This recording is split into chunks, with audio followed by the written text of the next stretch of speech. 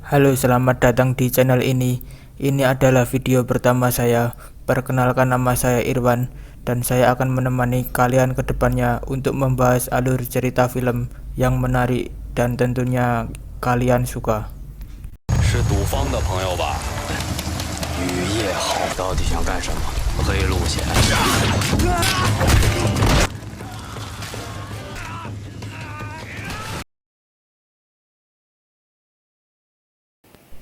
Cerita bermula oleh seorang si buta yang sedang berkelana riang, tentunya dengan hati yang sangat gembira.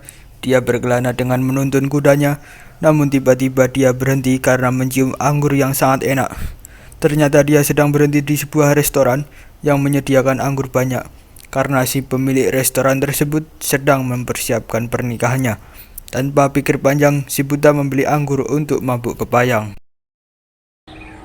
去，给我把酒壶装满。 鼻子还挺灵，81天，今日起谈。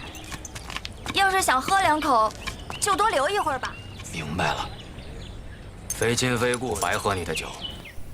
Wanita penjual anggur tersebut adalah Nian dan calon suaminya bernama Wulang. Tak lama kemudian Wulang datang dengan hati yang penuh kebahagiaan karena akan segera menikah dengan wanita cantik dan bening. Mendengar kabar bahwa adiknya akan segera menikah, kakak Nian pun pulang. Namun tiba-tiba kakaknya akan membunuh Wulang, dan ternyata itu hanya bercanda.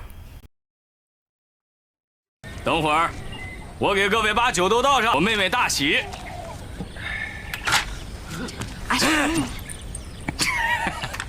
起来吧。 Tak lama kemudian keluarga Yuan datang ke restoran. Keluarga Yuan adalah bagian dari pemerintah yang korup, dan akhirnya terjadilah baku hantam. Mereka pun berhasil membunuh kakak Nian dan Wulang karena kakak Nian tahu rahasia besar keluarga Yuan. Tak hanya itu, Nian, gadis cantik dan bening, akhirnya dientoi dengan sadis.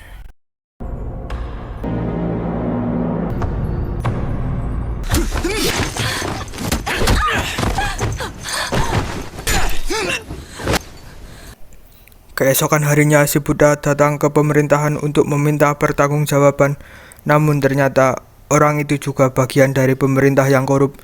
Setelah itu pemerintah datang ke restoran dan memaksa Nian agar mengakui tragedi pembunuhan tersebut. Dan ini adalah hal yang tidak ngotak, karena mana mungkin Nian membunuh keluarganya dan calon suaminya sendiri. Nian pun terus dipaksa, dan tiba-tiba si buta datang dengan gagahnya untuk menyelamatkan Nian.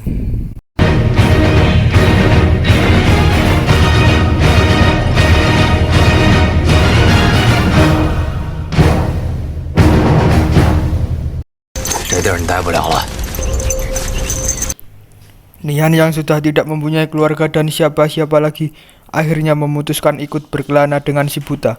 Mereka menuju rumah Shin. Shin adalah orang yang memberi pekerjaan kepada si buta untuk menangkap para penjahat dan membayarnya dengan emas.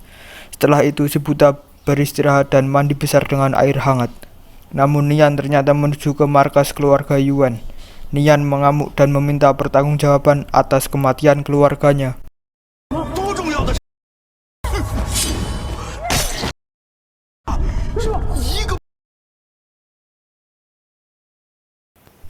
Keributan pun terjadi dan Nian disekap di sebuah gudang. Si buta dengan indera perasaan dan penciumannya yang sangat tajam dengan mudahnya menyelamatkan dan menemukan Nian.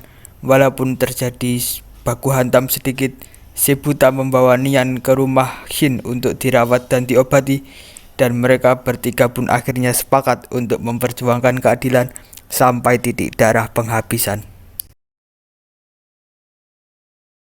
告诉他，仇我替他报了。走吧，老伙计。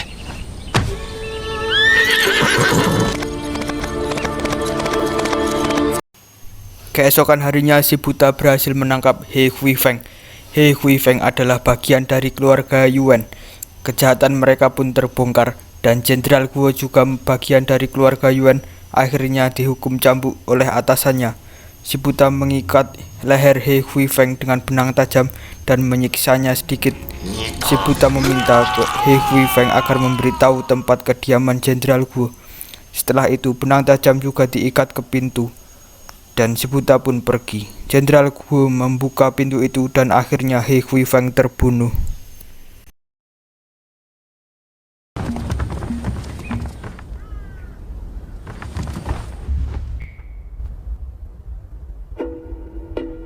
就这儿。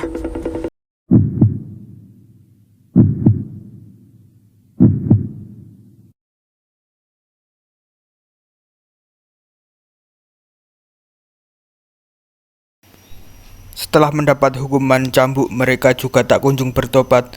Keluarga Yuan dengan dipimpin oleh Jenderal Guo pergi berkelana untuk memburu Shibuta. Shibuta datang ke sebuah restoran dan ternyata di dalamnya ada prajurit Jenderal Guo. Shibuta menanyakan di mana jenderal, namun Jenderal Guo sudah membunuh Shin. Banyak panah menancap di badannya.